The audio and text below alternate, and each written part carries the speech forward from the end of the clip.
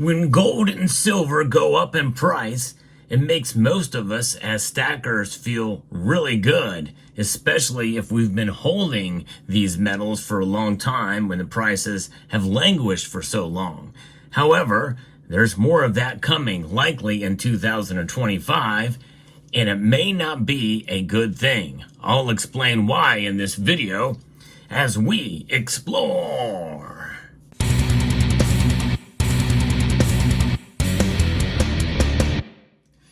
It's amazing how quickly things can change. We have an election with a clear result now, and we know that there is a Trump presidency on the horizon in 2025 after he won election. However, during that transition time, well, it's a different matter of what could happen, and even through 2025, a lot of different things could occur. From geopolitics to domestic policy, a lot of that stuff will take some time to implement. One thing that is still here is inflation. I'm going to be referencing a piece in an interview that Phil Stribel has done from Blue Line Futures about the market reaction to the election results. We did see an initial sell-off in gold and silver, attributing it to factors like a stronger dollar and rising interest rates. Those were sort of knee-jerk reactions to the election results. And likely we're going to see those things subside a bit in due course. But this could be a short-term dip, and the long-term outlook for precious metals remains bullish, particularly in light of potential inflationary pressures. And they're not going away. Remember, there is still legislation out there that has yet to be fully implemented from the Biden administration, as he said in his most recent speech. And so therefore, we could see the effects of that. And what is the effects of spending and printing of money? Inflation. That's the sole cause of it. So even if you do pull back and start to do domestic drilling, that doesn't solve the problem of inflation. You must rein in government spending and creation of money. And that is really the bottom line. And that is likely not going to happen for a while. Even if you're even during an aggressive first couple of months, it's going to take a while for that to set in. Stribel highlights the potential upside for industrial metals like copper and silver, driven by anticipated infrastructure spending and industrial activity. And that is something that likely would have continued no matter who got elected anyway, especially around the world. And China especially is part of that. Now their economy is struggling too, and I think they have done their own version of quantitative easing, which is not good for their currency. But nonetheless, they tend to overproduce things and overbuild in China, and that could continue as well. There's a lot of secrecy in China, but a lot of that does cause a higher demand for silver and gold as well. He emphasizes the significant role of the Federal Reserve's monetary policy decisions in shaping the market's direction. As Stribel noted, the Federal Reserve's monetary policy will play a crucial role in shaping the market's direction. And they just lowered interest rates yesterday, 1/4 point, and that will probably keep the precious metals from falling much, if they do fall any at all. And likely they're going to continue to go up. I'm sticking with my prediction for silver to reach $35 by the end of the year, no matter what. I mean, we'll see what happens. Now, Stribel has noted that markets' initial reaction to the election results was largely driven by a repricing of expectations, as investors digested the implications of the new administration's policies. A clearer picture began to emerge. While the short-term outlook for gold and silver might be somewhat uncertain, the long-term fundamentals remain supportive, and I've held that view as well. And honestly, for me, it's bad news because I still like to be buying in 2025. It's going to be more expensive, I think, to buy precious metals in 2025 because spot prices are likely to go up. And actually, I hope I'm wrong. Now, at the very end of the year, into the beginning of next year, I will do my annual price predictions for gold and silver. I've been doing that for the last 4 years, and this next year will be no different, but it may be my most difficult assessment of where I think the metals are going to go. So far, I've been right this year for both metals, and it's far surpassed, except so much so that I revised my outlook for silver by the end of this year. came within 9 cents shy of it. We'll see where it goes. Nonetheless, that's where we're at. It's amazing. The Federal Reserve's monetary policy will play a crucial role in shaping the market's direction, as I mentioned.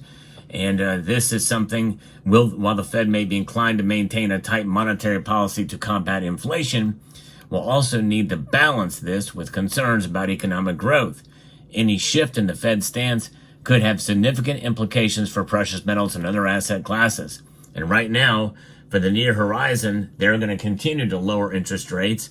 And either administration would have wanted that in order to get the economy flowing again, getting the velocity of money to move. But as such, that is going to also exacerbate inflation, especially if they continue printing money. And we'll see. If the market continues to evolve, it will be essential to monitor some of these key economic indicators, also geopolitical developments and central bank policies. By staying informed and adopting a disciplined investment approach, investors can navigate the complexities of the precious metals markets and potentially capitalize on future opportunities. And this is why this channel exists, to bring you the latest news and world of precious metals, assessments, and yes, even my opinions.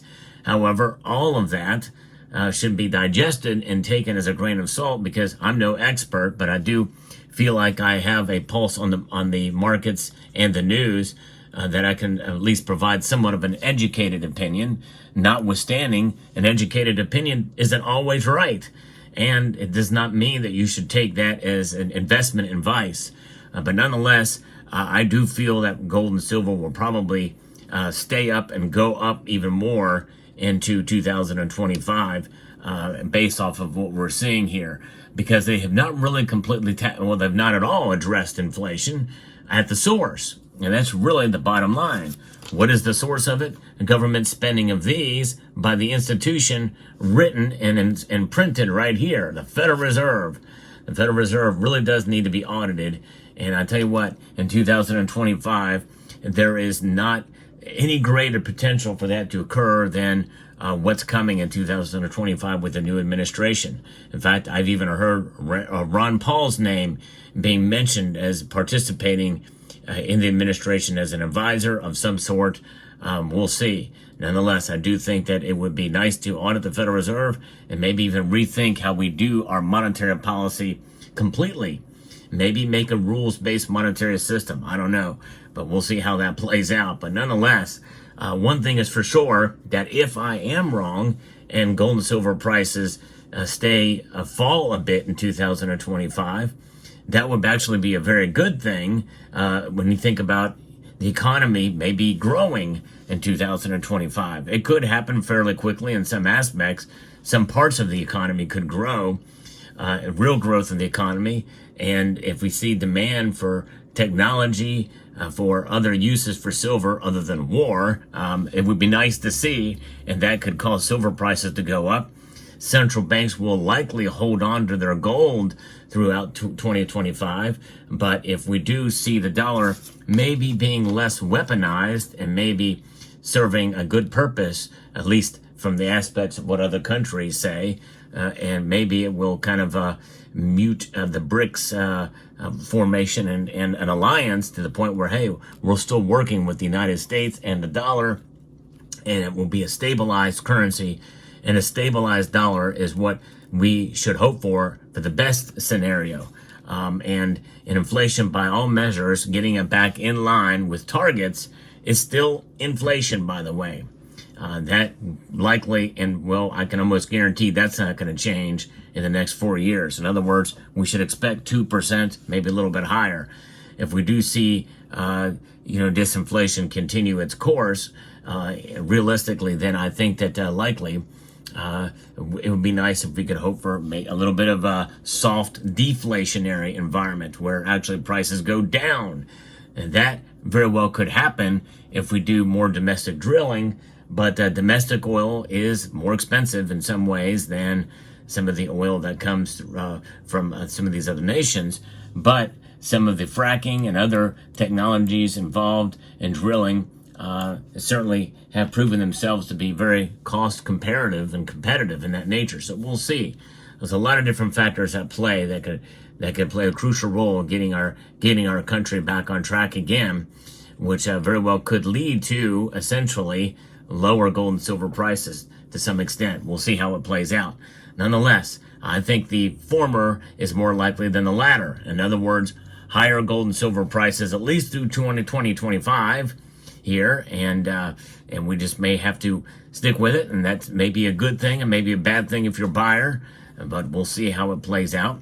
Nonetheless, during those times, and if you can't afford to stack at any appreciable level, I still think you can accumulate some gold and silver even through high prices if you budget and you do things in a fiscal manner, in a soundly fiscal manner with your dollars.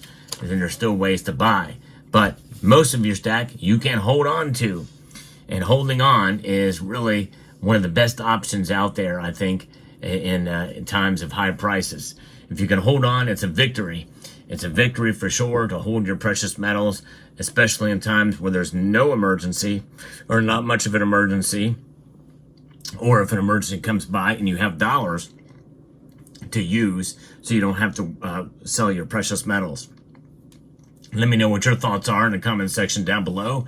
Hope you found this video informative, insightful, and educational.